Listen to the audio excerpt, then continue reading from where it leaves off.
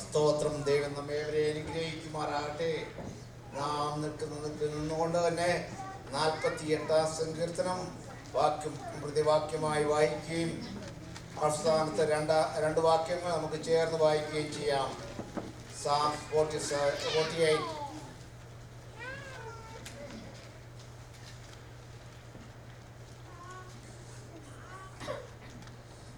നമ്മുടെ ദൈവത്തിൻ്റെ നഗരത്തിൽ, അവൻ്റെ വിശുദ്ധ പർവ്വതത്തിൽ യഹോവ വലിയവനും അത്യന്ത സൂത്യനുമാകുന്നു.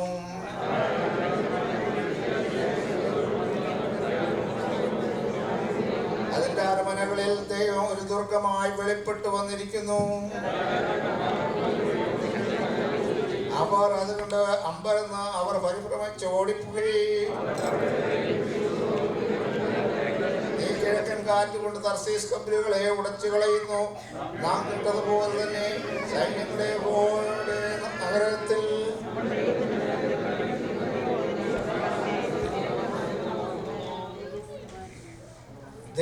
ദൈവം നിന്റെ മന്ദിരത്തിന്റെ മധ്യേ ഞങ്ങൾ നിന്റെ ദൈവത്തെ കുറിച്ച് ചിന്തിക്കുന്നു.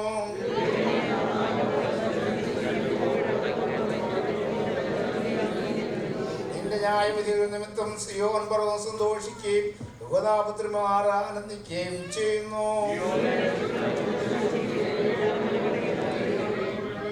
വരുവാനുള്ള തലമുറയോട് അറിയിക്കേണ്ടതിനെ അതിന്റെ ഉത്തരങ്ങളെ സൂക്ഷിച്ചരമനങ്ങളെ നടന്നു നോക്കുകയും ഈ ദൈവം എന്നും എന്നേക്കും നമ്മുടെ ദൈവമാകുന്നു. അവൻ നമ്മെ വഴി നടത്തും. നമുക്ക് ദൈവത്തെ സ്തുതിക്കാൻ എല്ലാവരും ദൈവത്തെ സ്തുതിക്കാം.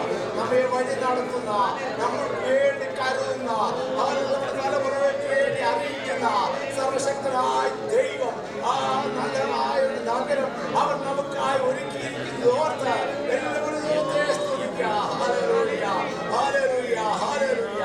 ഭക്തമാർന്ന് ഞങ്ങളുടെ കർത്താവ് രക്ഷകരമായ ദൈവമേ, വിശുദ്ധ കാലത്തിന്റെ പാദപ്രത്യങ്ങളിലേക്ക് അടുത്തുകൊണ്ട് ദൈവത്തെ ബോധപ്പെടുത്തുവാൻ കർത്താവ് രക്ഷകരമായ ദൈവം ഞങ്ങൾക്ക് ഏവർക്കും കൃപ നൽകിയ ദൈവത്തിന്റെ എല്ലാ നല്ല ദാനങ്ങൾക്കായി നന്ദിയോടെ സ്തുതിക്കുന്നു. അല്പസമയത്തിന്റെ പാദപ്പെടുത്തലായിരിക്കേണ്ട ആവശ്യമായ ദൈവത്തിന്റെ സ്വർഗീയാലോചനകൾ ഞങ്ങൾക്ക് തരുമാറാകണമെന്ന് പ്രാർത്ഥിക്കുന്നു. മഹത്വം തിരുനാമത്തിനായിരിക്കണം. യേശുവിൻ നാമത്തിൽ അപേക്ഷിക്കുന്നു. കൃപയോടെ കേൾക്കണമേ.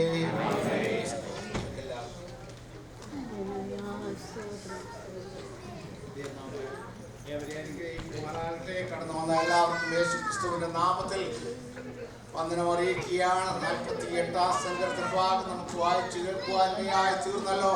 ഹല്ലേലൂയ, സ്തോത്രം. നാം നോക്കുമ്പോൾ ഓരോ പുത്രന്മാരുടേതായ ഒരു സങ്കീർത്തനമാണ്.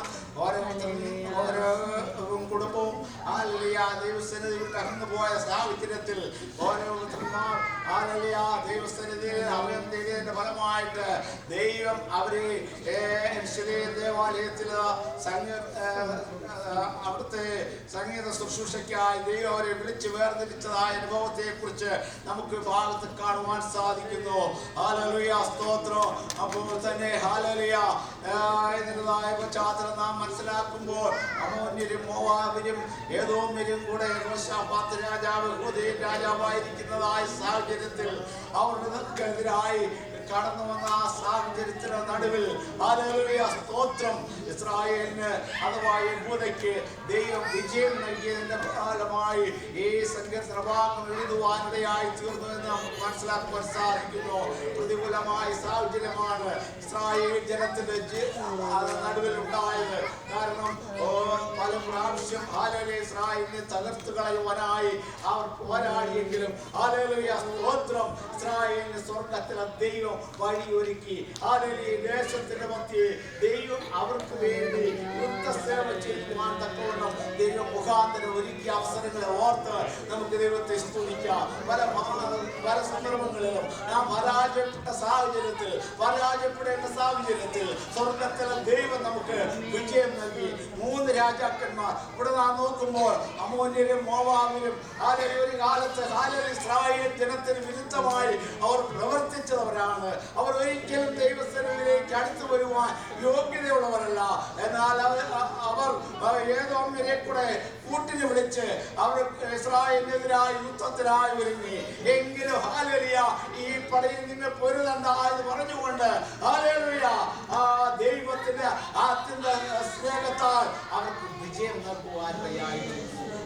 ദൈവജനമേ, നമ്മുടെ ജീവിതത്തിലും സ്വർഗത്തിലെ ദൈവം നമുക്ക് വേണ്ടി യുദ്ധസേവ ചെയ്യുന്നവരാണ്. ഹല്ലേലൂയ, സ്തോത്രം. സങ്കീർത്തനത്തിലേക്ക് നാം കടന്നു വന്നാൽ ഒന്നും രണ്ടും വാക്യം നാം വായിക്കുമ്പോൾ നമ്മുടെ ദൈവത്തിന്റെ നഗരത്തിൽ, അവന്റെ വിശുദ്ധ പർവ്വതത്തിൽ വലിയവനും അത്യന്ത സുസ്ഥിരമാകുന്നു.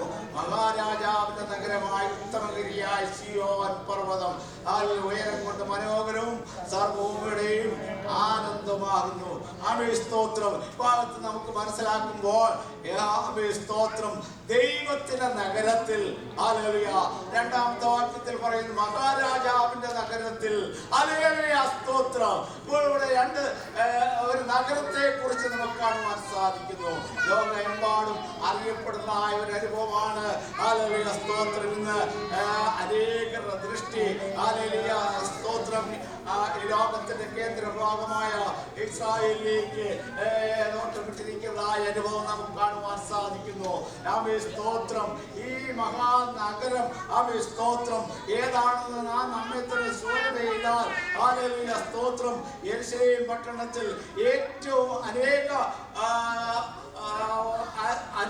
കുന്നുകളാൽ, അനേക മലകളാൽ ചുറ്റപ്പെട്ട ആ സാഹചര്യത്തിന് നടുവിൽ ഏറ്റവും ഉയരം കൂടിയ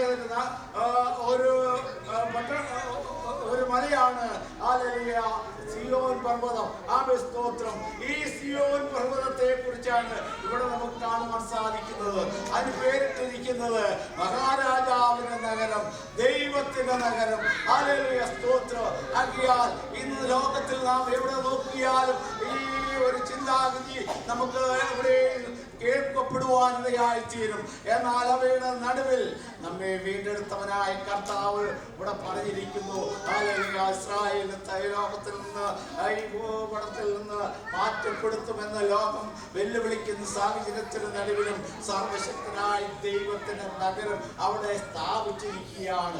ഹല്ലേലൂയ, ഈ നഗരത്തെ തകർക്കുവാൻ, ഈ നഗരത്തെ ഉടച്ചു കളയുവാൻ ഈ ലോകത്തിൽ ആർക്കും കഴിയുകയില്ല എന്ന് ദൈവത്തിന്റെ വചനത്തിലൂടെ നമുക്ക് കാണുവാൻ സാധിക്കുന്നു. ഇസ്രായേലിന്റെ അനുഭവത്തെ കുറിച്ച് നാം നോക്കുമ്പോൾ പലപ്പോഴും അവരുടേതായ ബലഹീനത നിമിത്തം, ഹല്ലേലൂയ, അവർക്ക് നഷ്ടപ്പെട്ടതാണെങ്കിലും വീണ്ടെടുക്കപ്പെട്ട ദൈവത്തിന്റെ മക്കൾക്കായി സ്വർഗത്തിലെ ദൈവം അവിടെ സ്ഥിരമായി ഉറപ്പിക്കപ്പെട്ടതായ ഒരു അനുഭവമാണ് നമുക്ക് അവിടെ കാണുവാൻ സാധിക്കുന്നത്.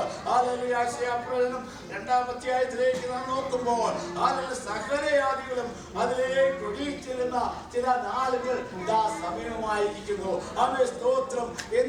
എന്നാണ് സംഭവിക്കുന്നത്, എപ്പോഴാണ് സംഭവിക്കുന്നത് എന്ന് നോക്കുമ്പോൾ, ഹല്ലേലൂയ, സ്തോത്രം, ആമേൻ, ഇത് കൃപായുഗമാണ്. ഈ കൃപായുഗത്തിന്റെ അവസാനത്തിലും, ഹല്ലേലൂയ, അപ്പോൾ തന്നെ ലോകാവസാനത്തിന്റെ ആരംഭ നാളുകളിലും, ഹല്ലേലൂയ, സ്തോത്രം, നാം എത്തിച്ചേർന്നിരിക്കുകയാണ്. ഹല്ലേലൂയ, സ്തോത്രം. അഥവാ ഈ ചിന്തോവിന്റെ ആരംഭമായി ഈ ലോക ജീവിതത്തിന്റെ നടുവിൽ സർവശക്തനായ ദൈവത്തിന്റെ കൃപയാ, ദൈവം തന്റെ മക്കളെ നിലനിർത്തിയിരിക്കുന്ന കൃപാവരങ്ങളാൽ നിറച്ച നമ്മെ സൂക്ഷിച്ചുകൊണ്ടിരിക്കുന്ന അവന്റെ വൻ കൃപകളെ ഓർത്ത് നമുക്ക് ദൈവത്തെ സ്തുതിപ്പാൻ തക്കവണ്ണമിടയായി തീരട്ടെ. നാം നോക്കുമ്പോൾ വഴികളെ ഉപദേശിച്ചു തരികയും സിയോനിൽ നിന്ന് ഉപദേശവും യെരൂശലേമിൽ നിന്ന് വചനങ്ങളും പുറപ്പെടുന്നുവെന്ന് നമുക്ക് കാണുവാൻ സാധിക്കുന്നു. സിയോനിൽ നിന്ന്, ഹല്ലേലൂയ, ഉപദേശവും, ഹല്ലേലൂയ, യെരൂശലേമിൽ നിന്ന് വചനങ്ങളും, ഹല്ലേലൂയ, അവന്റെ വഴികളും നമുക്ക് കാണിച്ചു തരും. കർത്താവ് തന്നെ പറയുന്നത്, ഞാൻ തന്നെ വഴിയും സത്യവും ജീവനുമാകുന്നുവെന്ന്. ആകയാൽ വീണ്ടെടുക്കപ്പെട്ട ദൈവജനമേ, നമുക്ക് വഴി, ഇന്ന് അനേകർക്ക് വഴി മുടങ്ങി കിടക്കുന്നതാണ്.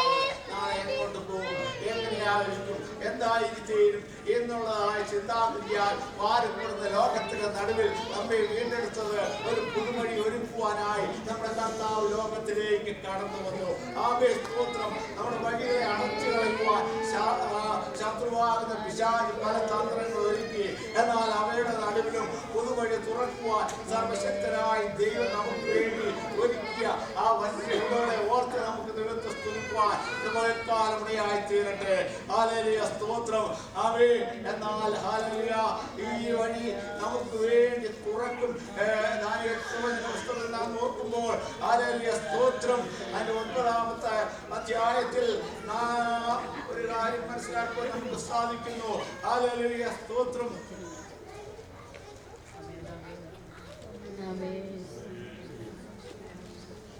അതിന്റെ 9:26 വാക്യം വായിക്കാൻ ആഗ്രഹിക്കുന്നു.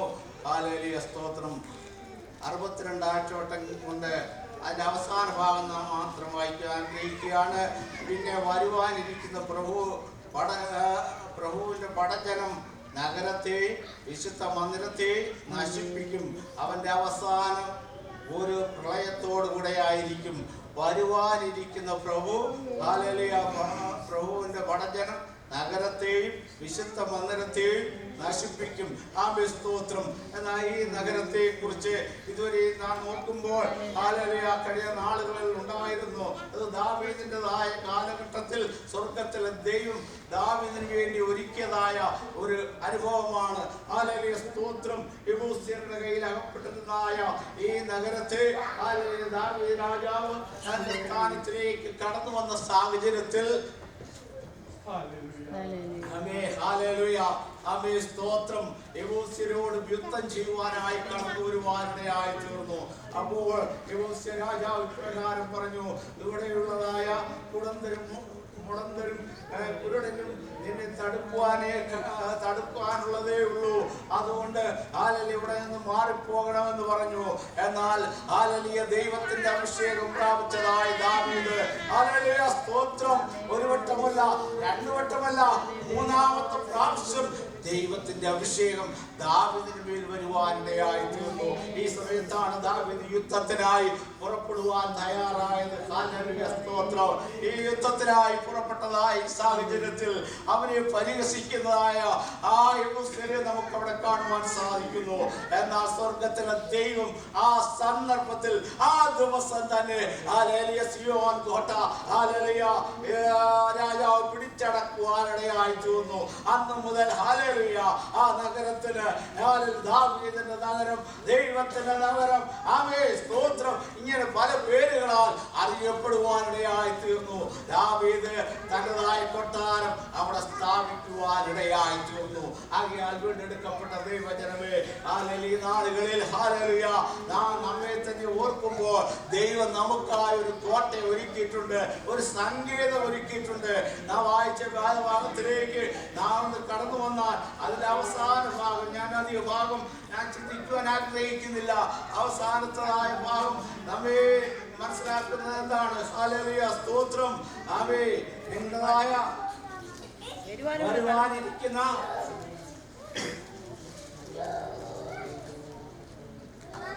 വായിച്ച സങ്കീർത്തന ഭാഗം വരുവാനുള്ള തലമുറയോട് അറിയിക്കേണ്ടതിന് അതിന് കൊത്തളങ്ങളെ സൂക്ഷിച്ച് അരമനകളെ നടന്നു നോക്കുവീൻ.